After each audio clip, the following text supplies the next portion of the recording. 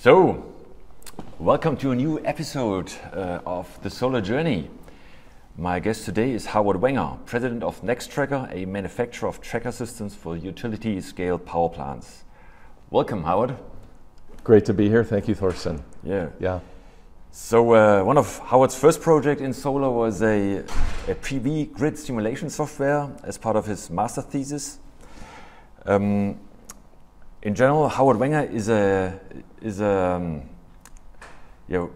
works as the president of Nextracker Inc., a leading provider of solar trackers and software solutions used in the utility scale and distributed generation projects. He's an accomplished solar industry business leader and executive spanning 35 years, and he brings a global commercial and operations management expertise to Nextracker from his prior leadership roles, including president and board member of Solaria Corporation, President Chief Executive Officer at SunPower Corporation, and Executive Vice President at Powerlight Corporation. He also worked at PG&E in a Californian utility and old brand in solar, Astro Power. Yeah, welcome again, Howard. So how did you get started in solar? What was the trigger moment, and what was the first project? Okay, so I grew up in Southern California, and there was a lot of smog alerts there. Sometimes we would be in school, and we'd have to go inside because there was so much air pollution in the Los Angeles area, Southern California. Yeah. And I think that was the beginning for me, and I became conscious of the environment. There were gasoline shortages in the 1970s, so I'm dating myself. But I was graduated from high school in 1977.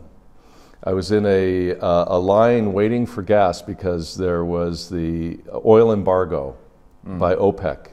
Right. And so there was a shortage of gas, and I was about to go to college, and I was wondering, what am I going to study in college? And it was in one of these gas lines I actually thought about alternative energy, not necessarily solar, but the need for energy independence. And then the final trigger moment was in 1982. So I studied environmental studies. I tried to get a job in solar in 1981 upon my graduation from college. There were 4 photovoltaic companies in the United States. I could not get a job because I had a non-science background. And in those days, it was all about research and development. Yeah. So I went to the World's Fair in Tennessee, and there, what do I see? A photovoltaic panel powering a telephone booth. Yeah. And I fell in love with photovoltaics. Yeah. And then I got a graduate degree so I could get a job in photovoltaics. Yeah. All right.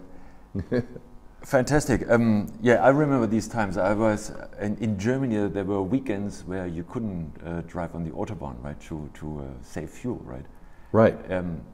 These were the days, right? 1970s, right? That's right. Yeah. So you studied environmental science, and then basically all you moved on to general management and sales and marketing. How did that go about? Well, the first thing that I did was before I did that, I became an engineer. I was not an engineer, but I got a master's degree in engineering. It took me almost 5 years to get a master's in engineering because I had to take all the courses. And that's when I learned programming in Fortran. Fortran, yeah. I call it Fortranus Rex. It's like, like a dinosaur of programming languages. Yeah. And that's when, for my master's thesis, I created this photovoltaic simulation program for large-scale photovoltaic systems. And the first program I wrote was about 1984. Yeah. That's when I got my first job in photovoltaics. Yeah. So I was really an engineer and a researcher for my first 10 years in photovoltaics. Yeah. Then I got into the policy and business side after that. Yeah. So what was the feeling like working in solar, like in the 1980s, 1990s, compared to now? What has changed for you personally, but also when you look at the industry? Well, I mean, nobody in my family or my friends understood what I was doing. Yeah. And they thought I was off, you know, wandering like in the hillsides or something. Like Howard's a lost soul. Yeah. He's pursuing this solar dream. Yeah. And because the photovoltaics, I mean, the cost of it, the systems were very small, mainly off-grid. They cost $15 to $20 US dollars per watt back then, which is probably about 40 or 45 US dollars per watt today in today's dollars. Yeah. And so we were in search of cost-effective applications of photovoltaics. So we had to focus first on off-grid, then distributed generation, because then you could sell it at the retail level and get that retail price of energy, and then pursuing utility scale after that. So it's been this progression over 40 years. And now our company, we just celebrated shipping 100 gigawatts.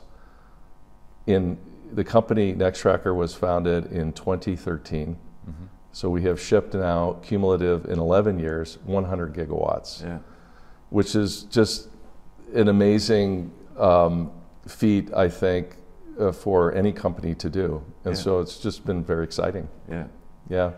Would you have expected back then, when you started out, that we could have possibly come to this cost level where we are now, right now? Was it more like maybe a dream, a vision, or could you see the rationale that it could come down so much in costs? We saw it's a great question. We saw the rationalization of this. We had our own projections. There was a company called Strategies Unlimited, which is a consulting company that followed the solar industry back in the 90s. And they discovered a learning curve for solar. What they discovered was with every doubling of shipments, the price was coming down 18%. Cumulative shipments. And so we would take that in our curves, and we projected out probably by 2010, 2015, we would be about $2 per watt for a system installed. We've blown through those projections. So, I mean, for me, that was the dream. We thought at $2 per watt, we could proliferate solar everywhere.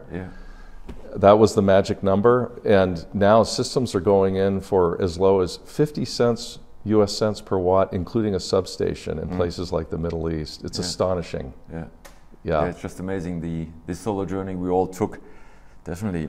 What lessons or insights that you picked up from these very early days of the industry still inform your decisions in 2024? Is that something you could transfer? So many lessons and so many victories and many challenges inform everyone's journey, right? And being here at the InterSolar event in Munich, Germany, I think there's over 50,000 people here. Everybody has their own personal journey.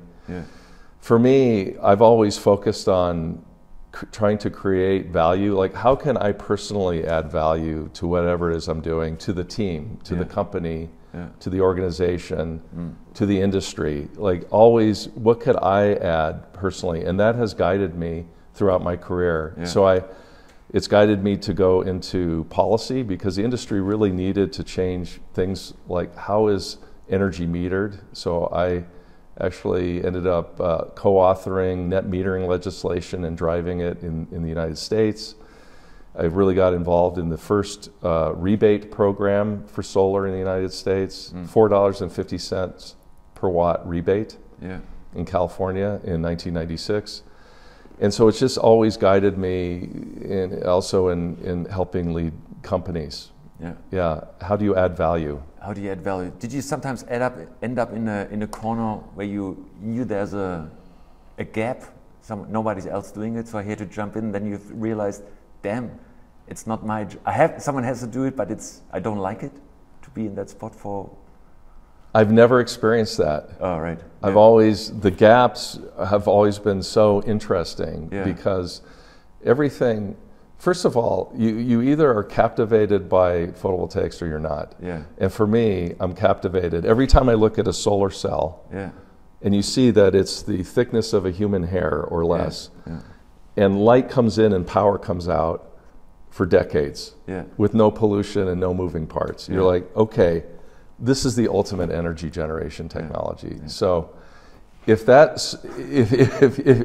creates a spark in you, which it has in me, like I'm obsessed by that. Yeah. We have Dan Sugar and I, who's the founder of Nextracker. He and I have worked together for 35 years. Yeah. And we have this thing where if you cut us, silicon pours out of our veins, not blood. I mean, we're just like obsessed by this technology. Right. So if you have that feeling, then any gap that you jump into is worthwhile, whether it's technical, whether it's growing a business, or if it's creating policy, or just communicating like what you do for a living. Yeah, which is very important. Yeah. Yeah, one can tell that that solar spark is still fully alive in you after all these years. Fantastic. Yeah, it's burning very bright. Yeah, fantastic. How does Nextracker serve the solar industry? Why do your customers choose you and not other alternative solutions? Well, I mean, we've done well. We have a value proposition that I believe is differentiated. The core thing for a strategy, what is strategy? Every company needs a strategy. Okay, this has been another guiding principle for me, which I actually learned from Michael Porter, who's a Harvard professor. And did you write a book? Can we look it up? You can look it up. He's very famous. Yeah. Oh, he's a very famous professor, Harvard, Michael Porter. He's written all kinds of books on strategy and business. He teaches at the Harvard Business School. I've never taken a course from him, but I followed him and looked at his videos and so forth. And what he says about strategy is how do you create in business differentiated competitive advantage that's sustainable, sustained differentiated advantage. And then that's the strategy, and then the steps to actuate the strategy are also very important. Nextracker has done this. How has Nextracker created a differentiated advantage with our technology? First of all, through a lot of know-how. The founders, there's actually 6 founders. They're still with the company today. And the executive management of the company has about, on average, 25 years of solar experience. And we commercialized single-axis trackers back in the 90s. And they were linked row trackers. Okay? They were reliable, but they had a lot of constraints and issues. And so we have taken lessons learned from deploying megawatts, hundreds of megawatts of different tracking technology, and we created a independent row balanced tracker where every row is monitored. It has its own antenna. It's connected via a wireless mesh network. So we can tell exactly what's happening every minute of every day on every tracker row in a field. And it's unlocked a lot of advantages by being non-linked and self-powered, meaning it's not connected to the grid. It powers itself. And so we can follow the terrain. We call it light on land. So it eliminates grading. You keep the topsoil, and you can just have the tracker follow the land. That's our NX Horizon XTR, Extreme Terrain Following Tracker. We can also control every tracker to maximize energy output. So if you have a hill, the tilt angle needs to be different. If the trackers are on different angles on a hill, we control every tracker to maximize the energy output. We also have aeronautical grade fasteners that secure our tracker. So it's a lifetime connection. We do not have bolts and nuts that you have to retorque. So we have many advantages and differentiation of our product versus the competition that maximizes energy yield and minimizes the cost of energy. That's why we're selected.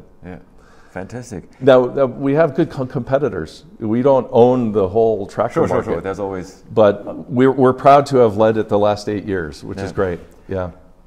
What about wear parts in such tracking systems? Right, in the early days, there was always an argument against tracking because it's beautiful if you don't have to touch it, right? To keep the module fixed to whatever the roof or to the ground. And then with the trackers, you do have bearings which might need some maintenance once in a while. What's it like today with tracking systems or your tracking systems? It's amazing. We use brushless motors versus a brushed motor. Yeah. That some of our other tracker providers use.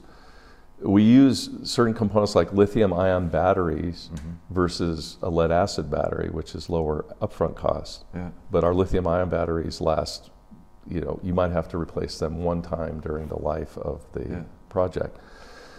So we have done things to minimize the O&M cost to be the lowest O&M provider of trackers in the world. That's our belief, and it's been validated by third parties. So it's true that trackers have moving parts, but when you think about it, most of the time they're just rotating a little bit slow, right? Super slow throughout the day, and so there really aren't that many parts that will wear out or have an issue. Yeah. So we've proven that the little bit additional cost versus a fixed tilt, but you can have up to 25 or even 30% more annual energy. Sure. It makes sense. It does require more land. So there's a lot of trade-offs. Trackers aren't the only solution. Fixed tilt is a very good solution for certain applications. Yeah. Fantastic. Can you give us an idea of the size of Nextracker, number of employees, revenue, regions of operation, and customer base? Just to make it more better get a grasp on what is Nextracker. Yeah, sure. So we recently reported we're a public company. All of our financials are available online, nextracker.com. And you can see that last year, our last fiscal year, which ended March 31, we had about 2.5 billion in U.S. revenue, U.S. dollars. Global revenue, about 2/3 of that revenue is in the U.S., 1/3 outside of the U.S. Yeah. We have over 1,000 employees now in the company. We have offices around the world. Our headquarters are in California, in the San Francisco Bay Area, but we have offices in Nashville, Tennessee, and in India. We have over 300 people in India. We have a big center in Brazil. In Europe, we have over 60 people. Our main office is in Madrid. Yeah. And so we're all over the world. Australia, we have a great presence there. So we've been growing historically about 30% per year for the last 6 or 7 years. Yeah. So we've been growing quite fast. Yeah. And your job title is president. What do you do as a president? What's your day-to-day work there? Well, I do believe in the inverted organization chart where I'm at the bottom and the rest of the company is above me. Yeah. All sitting on your shoulders. And Dan Sugar's the CEO. We partner, and we sort of divide and conquer. He's not at this show. He's at another event in U.S. So my focus is on R&D and product development, marketing and sales, and getting those products to market. That's my focus. We have a team, including Alex Au, who's our Chief Technical Officer, driving innovation in the company, managing that to a real product, getting out in the field, and then sales, marketing, and making sure those assets are managed well in the field. That's what I tend to focus on. I'm also on the board of the company and helping, with general management and decision making. Before Nextracker, you had experience at Sun Power Systems and Powerlight and many other companies I mentioned previously. Scaling businesses. What's the biggest management learning for you when you look back, and what advice would you give someone else who's starting a business based on your learnings? Well, for people, first of all, for employees of companies, find your passion something that you're truly passionate about, because that's the number one thing that drives you. Yeah. And then find something that you can personally add value to the team. Yeah. So those, and then act with, I call it TRE, which is trust, respect, and empathy for your fellow employee. Yeah. Trust them, your partner, have respect for them, and treat them with empathy. I think for someone starting a business, it goes back to this, what is your strategy? What can you uniquely add? We don't need another photovoltaic panel. Okay, now. There are lots of people that are making photovoltaic panels. But if you're going to start a photovoltaic cell or panel company, maybe you have an invention that's unique, that's interesting. And so for people who are starting businesses, I think that's very important to have the whole industry in mind. How can you pull the whole industry forward? Yeah. Yeah.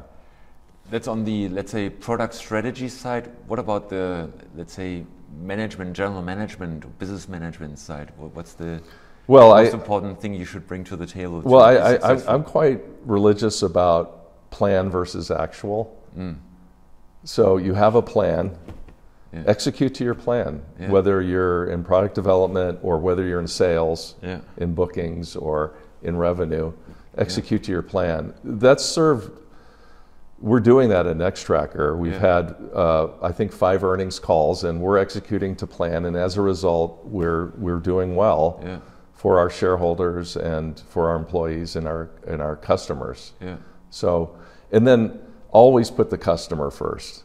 I mean, do right by the customer. We walk over broken glass for our customers. I mean, our customers are really the most important partner that you can have, because not only do they write the checks, they give you amazing insights on whether it's product, whether it's a sales process, whether it's fulfillment, warranty. They're the ones. Listen to your customers. I tell people to have 2 ears and 1 mouth. There's a reason for that. That's the ratio. I'm not demonstrating that right now with you, Torsten. That's your role is to talk. I'm very, it's inverted, but 2/3 of the time, when you're with a customer, listen. It should be really 2 eyes, 2 ears, and 1 mouth, which is 80% of the time, listen to your customers. How do you handle the situation like customization versus your standard products? I guess your customers are also creative and have ideas, and then you should, can't do it with this product. But when do you decide on, I do a customization for that specific project, or I let that deal go, or I say, hey, now so many ask, I'll try to turn it into a new product line or a new feature. How do you balance that trade-off, the situation, because you do in sales and R&D, that's exactly the critical interface here. Yeah, that's quite insightful. It's something that it's a challenge for us, because you can become quite defocused, because there's so many great ideas out there. There's agrivoltaics. Should we go and jump on it? Should we jump on that? There's floating systems. The weather has become more extreme. So now you have these hail missiles coming from the sky, these hail balls that are the size of a grapefruit. How do we protect those systems? And so we listen to our customers right now. This area of dealing with the environment in a more volatile environment is something we're paying a lot of attention to. So we announced last year a new product that now stows at 75 degrees so that it's more hail resistant, for example. So that's, ultimately you have to try to be data driven, but go with your gut. I mean, at the end of the day. But that's the balance, right? So far we're doing okay in this regard. So but we have a lot of parallel efforts, I can assure you. So between art on one side and science on the other, how would you describe then, let's say, these business decisions? Are they more on the art side, like gut feel, or on the science side? In the end, I think it's 50-50. 50-50. I mean, yeah. I think it's a 50-50 thing. Ultimately, you have to go with your gut. Yeah. Because there's only so much data. There's always going to be uncertainty. You have to. Are you a skier? Yeah. Do you ski? Yeah. You know, sometimes the light can be very flat, right? Yeah. There's the sun is obscured by fog and clouds, fog, it's and just white. You can't really see the terrain. Yeah. You have to leap off the mountain Yeah. and trust that the company you'll make your way down. Yeah. So that's where the gut comes in. You have to make a decision and leap in, because you won't have all the answers through data. Yeah. Yeah. Yeah. Yeah. Much of your experience is in the US solar marketplace. We are in Europe today. We are here at the InterSolar 2024. How would you describe the tracker uptake in Europe? Is it very different? Is it different mentality that is that you experience in sales? The energy is amazing. Yeah. The amount of activity is still really strong. I was here last year. Yeah. And comparing last year to this year, it's the same. If anything, there's more activity. I think tempering this exuberance, and there's new markets that are evolving, like Romania is a surprise market that's quite interesting, right? Yeah. For example, tempering that is, the solar industry can be like a field of locusts. Yeah. That can like strip all of the crops and move very fast, because it's very distributed. There's so many developers, so many companies. The technology is actually quite simple. It's not that technical. It's not like building a gas plant or a coal plant or a nuclear plant, right? So we're now, a single company on one site can build 10 megawatts in a week. Okay, or more, or more. It's astonishing how fast these power plants can now rise up. Yeah. We were talking to a company that was literally installing. They hit 10 megawatts in a day. Right. It was just remarkable, right? Yeah. So getting to the tempering part is, we can create excess energy quickly with solar. So it's very important that other technologies come along, like battery storage and other things, so that we can provide more of a 24/7 product in solar, with wind, with storage, and other renewables. That's important. Yeah. And are you looking into these areas as well as Nextracker to extend your portfolio, moving away from, let's say, steel and software and sensors, adding maybe storage as become more, offer more solutions? Trackers are still the core. Yeah. We view the tracker as the spinal cord, the skeleton of the system, and the neural system, of the power plant. So that's still the core. But yes, we're looking at potentially doing more. Our customers would like us to do more, which is interesting. Yeah. I mean, when you look at the evolution of the industry, companies going back 20 years had a tendency to do more than just make panels. They had to, in our case at SunPower, we ended up vertically integrating because we wanted to make sure the factories were loaded, the solar panel factories. Then as the industry scaled, companies became more specialized. I mean, never did I think I would see,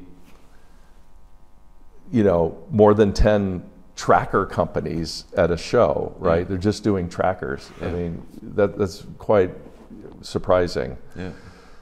But I think you might see in the future a reintegration to a more fulsome or complete solution again. Yeah. Okay.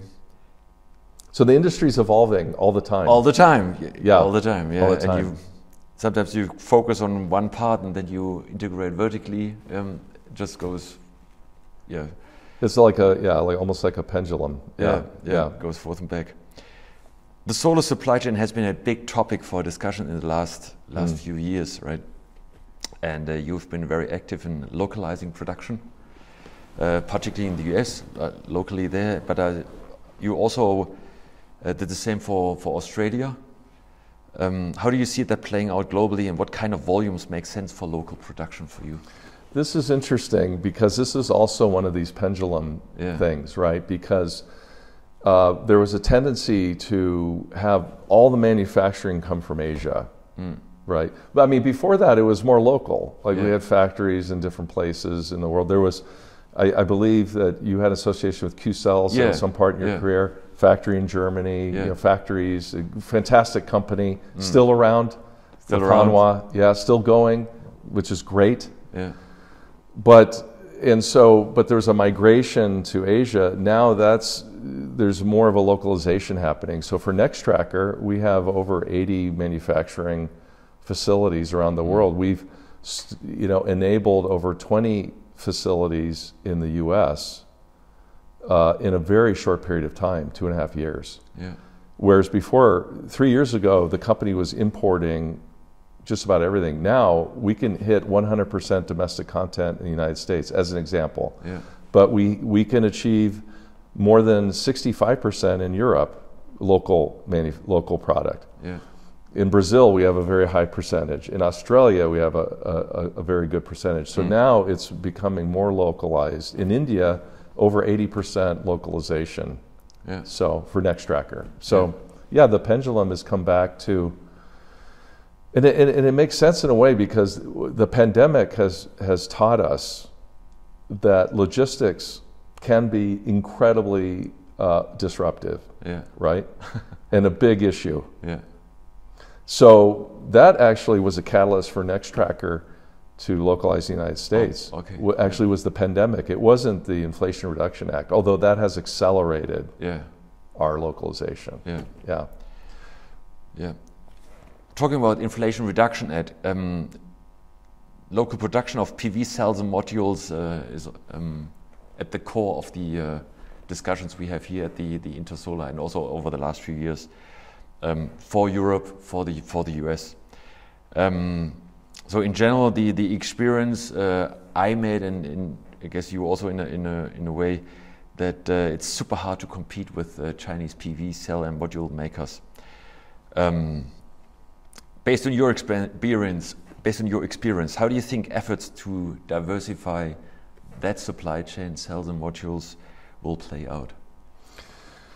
I have really mixed feelings about this topic. Yeah. Why? Because as somebody who's worked in solar for 40 years now, and wanting that cost and price curve to come down, because at the end of the day, we're competing against the grid, right? And all of the other energy sources that are coming through the grid. And the only way to do that is to get costs way down the curve. Yeah. And the industry owes a huge debt of gratitude to the companies in China in particular that have scaled massively and driven cost out of the panel. Yeah. Okay, and efficiency up. With solid warranties and performance. They've done a really good job.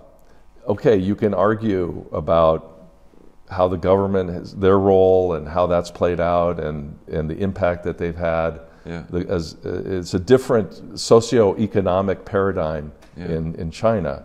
You could argue with that, but I'm not going to. I'm fixated on mainstreaming solar. So I think for the industry, it's been very good. It's driven cost out. It's forced all of the competitors to be, more innovative and more creative and scale the industry. Yeah. I think,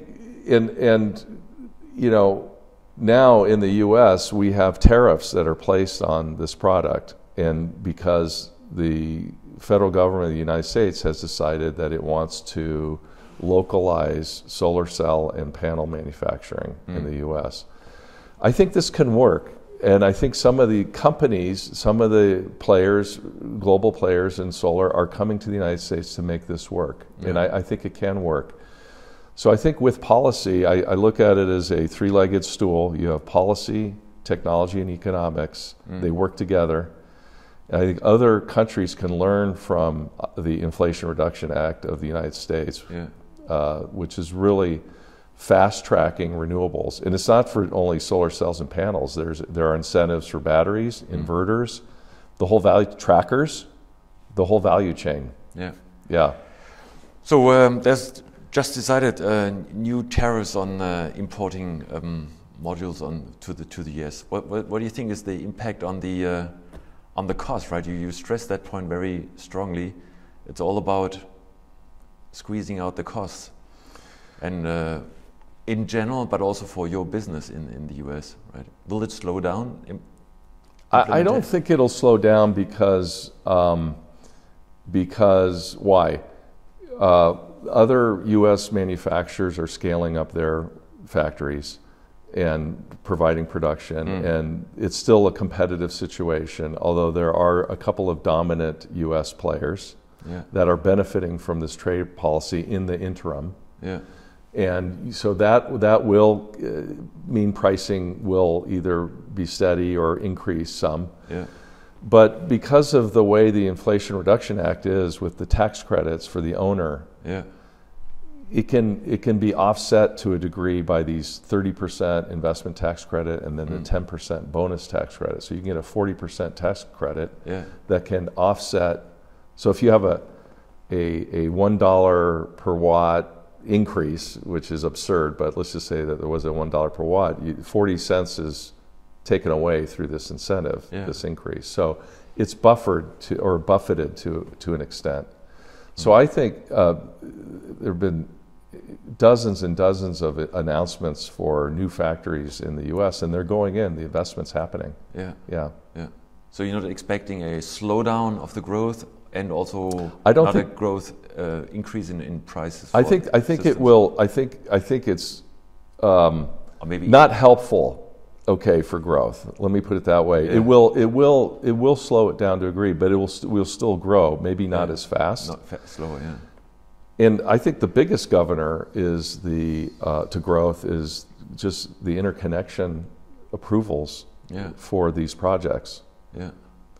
And in the United States, it's astonishing what's happening there. I don't know if you're aware, but there is the U.S. generating capacity is about 1.3 terawatts, 1,300 gigawatts of installed solar. Installed capacity, electric generating capacity. All of it. Half of that's gas. Yeah. Okay. So there's 750. Let's say 750 gigawatts of gas. I don't know the precise numbers, but it's about 50% gas, the electric system today. Yeah. Solar is like 4 or 5% or something. Okay.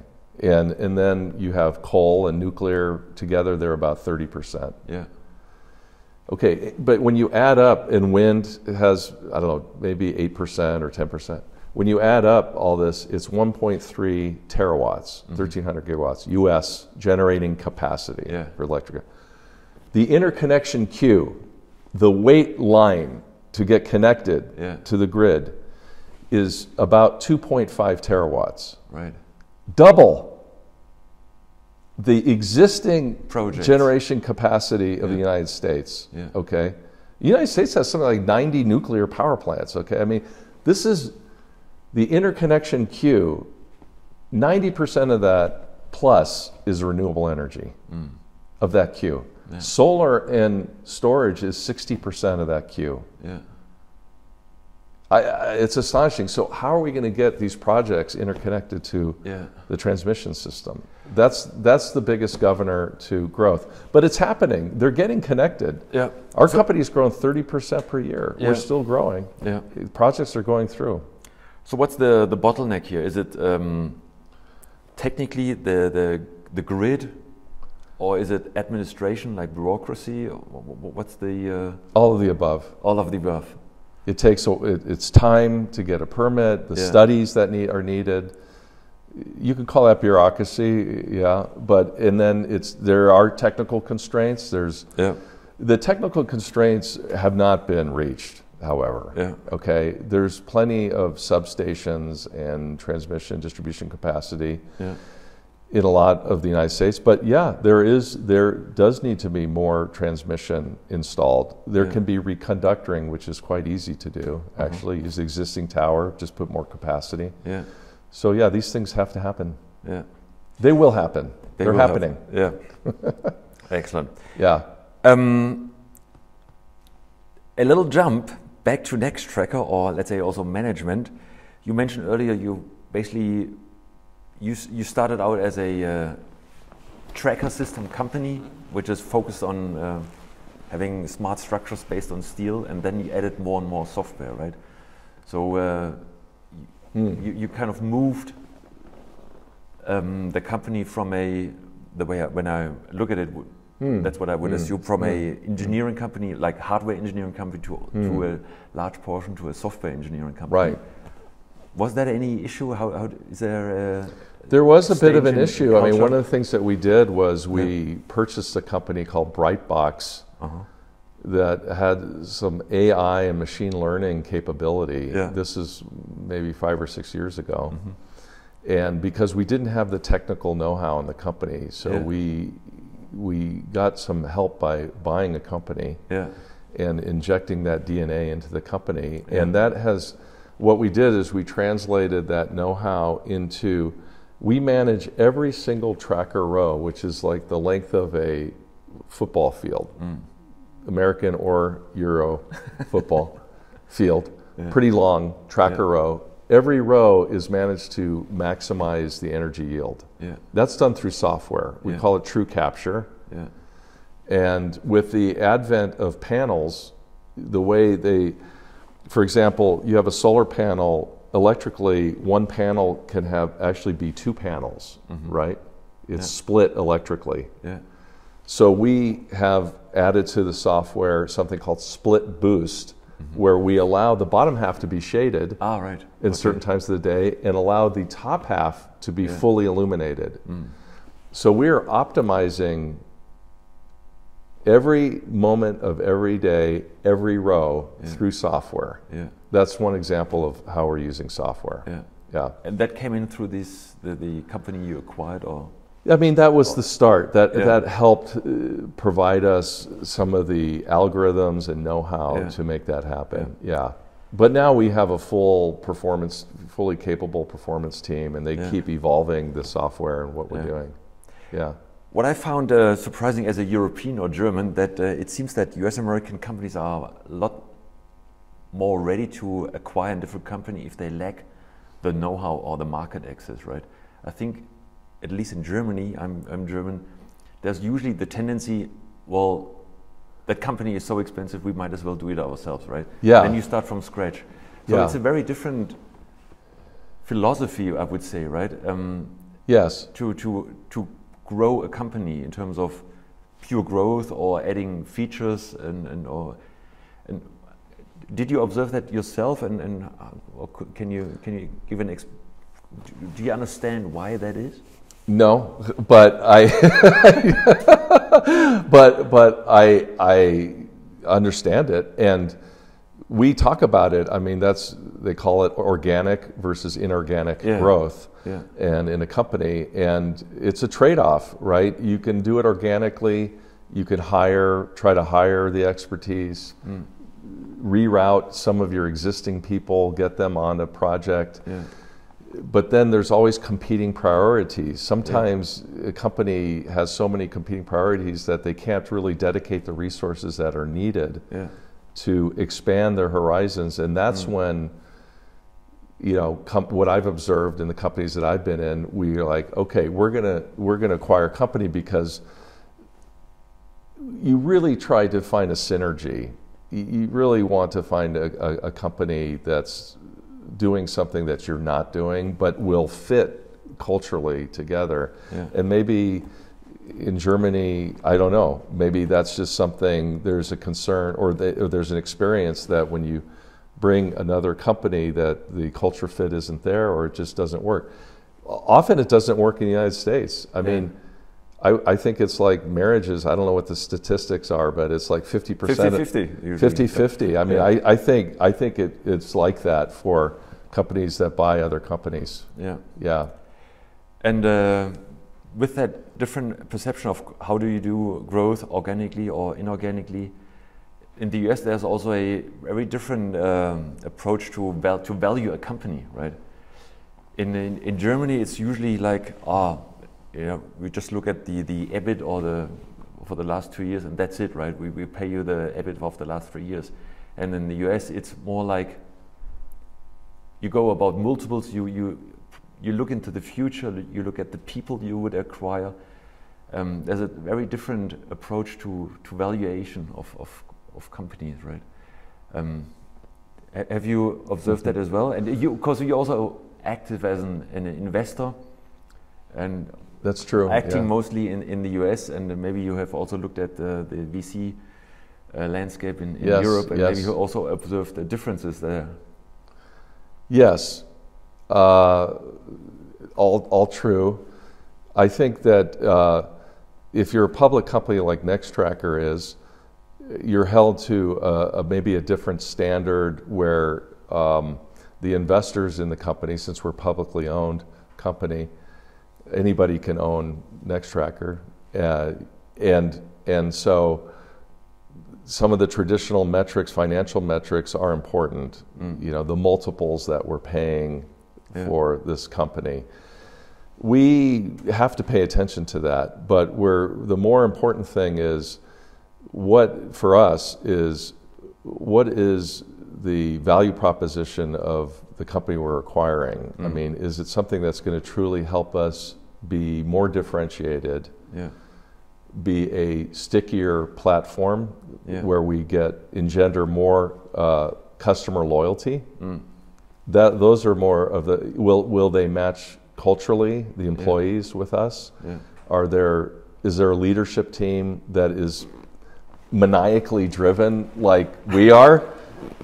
You know, will they match us in our energy and intensity? So these are more of the things that we're looking at as a company, but we also have to adhere to these metrics. I don't know in Europe, I don't have as much experience with in understanding what motivates a European company versus a U.S. company. In what the differences there are.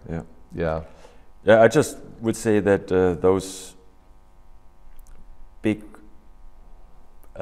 exits for some companies in the US, as you see it in the US, would never ever be possible in Europe, right? Is that right? Why is that? Why is that? That's that's the thing I was trying to get from you.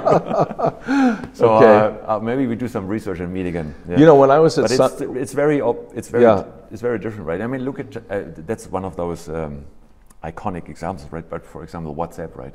It's a team of a bunch of engineers, and you. I see this sort of startup thing. Not only startup, but even mature companies, and then you value them at a crazy value. I see. Because you look into the future, right? Yes, and I think you would never ever see that or rarely see that in Germany, right? So the VC culture is super different, right? And California is of course the ultimate space for that. Yeah, and there's also a disproportionate number of casualties, I think, in the business world in the U.S., right? Versus, maybe it's a more careful approach here. I did have a fortunate experience of working with Total, the giant energy company out of France. They were a 60% owner of SunPower when I was there. And a great, fantastic partner. And they acquired companies while we were there. They made investments in storage. They bought a retail energy company in Belgium. And I think were very thoughtful, to your point, about these companies and their prospects and holding them to, deliver on their plans. But also they were, I think, very forward-leaning in terms of where we're going for the future. And that was really caused by the leadership of Total, which is still in place and driving that company to be one of the leading green energy companies in the world, which is exciting. That's what we need. We need these energy giants to move in. We're very proud to have grown our company, 8 billion market cap. Market cap. That's fantastic. These energy companies are like, 50 times our market cap. They're giant. What we earn in a year, they earn, in, you know, a week. Yeah. Okay, and so the industry needs to greatly expand and grow. Yeah. Our company needs to go 10x. Yeah. When we're north of a $50 billion market cap or 80 billion market, we want to drive it to a 100 billion market cap. Okay, now we've arrived. The industry needs to become where the oil and gas industry is today, which is very difficult to make that energy transition happen. Yeah. Yeah. Do you understand why oil and gas hasn't moved in with full-on speed a lot earlier, not even today? Well, some of them have. Some of them have invested hugely. Yeah. Some have not. I think it's plain and simple. They're making tremendous amounts of money selling oil and gas. They're earning huge profits this way, and they did well during the pandemic. Yeah. And they're doing well now. Yeah. And I think that at the end of the day, shareholders in most of these energy giants are publicly owned companies. Yeah. You have to focus on profitability. And so I think some are investing big time. I mean, we're working with these companies. Yeah. Most of the large energy companies we're working with, they are in solar, they're in wind. Yeah. We want them to do more. Please do more. They're doing great though. We highly value them. And we're very happy with their progress. But we need to go 10x in renewables. All right. Why do we need to do that? Why do you think we need to do that? You're a scientist. Well, you know the data. There's why we need to do that. We've got something going on with our climate, and we need to protect the basis for our life, right? You got that right. Yeah. Yeah, that's the core of the mission. That's exactly what binds these 50,000 people together at this InterSolar event. Yeah. Right? So my final question is usually what's required to take solar to the next level? I guess you just put it out, right? You have to grow 10 times, and we need the big utilities to come in even more than today. Yeah. Or would you add an extra perspective to take solar to the next level? I mean, it's going to happen with or without these energy companies coming on board. It's inevitable. It's unstoppable. It's undeniable. Look at the interconnection queue of the United States. Look at it here in different parts of Europe, in Spain and Germany. I mean, it's happening. The energy transition is going to happen with or without these. It could go faster if these other companies joined, but it's happening. Yeah. It's going to happen. So it's a foregone conclusion. We need more hybrid systems, I would say. You know, we have to solve the storage problem. Storage on site. Yeah, but with electric vehicles and lithium ion costs coming down, I mean, it's. Did you know that California has 10 gigawatts of battery storage they've installed in 4 years? The grid's 50 gigawatts. Already there's 10 gigawatts of storage and about 35 gigawatt hours. Yeah. It's amazing. It's amazing, yeah. So it's happening. It's super exciting. Hey, thank you so much for this interview. Howard, thanks a lot for joining and sharing your personal solar journey and all your insights. And I wish you all the best for your Nextracker, and enjoy the rest of the days here at InterSolar. Really appreciate it. I think the name of your podcast, The Solar Journey, is spot on. Yeah. Yeah, it's been a journey. Yeah. Thank you. Thanks. Really appreciate it. Yeah, great.